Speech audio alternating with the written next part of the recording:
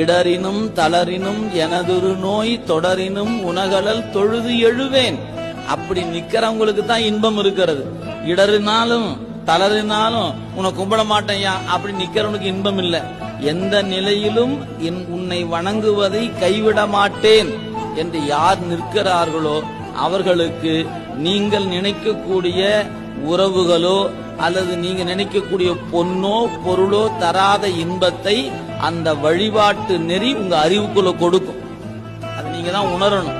இது உணர்கிற செய்தி, இது காட்டுகிற பொருள் அல்ல. இது டிவியில போட்டு தொலைக்காட்சி போட்டு ஒரு ஸ்கிரீனை வச்சு இதான் அப்படி காட்ட முடியுமான்னு கேட்டா காட்ட முடியாது.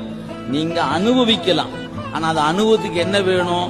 எந்த சூழலை கொண்டும் யாருக்காகவும் நம்ம எடுத்துக்கொண்ட வழிபாட்டை கைவிட்டு விடக்கூடாது அப்படின்ற உறுதி எடுத்துக்கொண்டால் லாபம் உங்களுக்கு. இடரினும் தளரினும் எனதொரு நோய்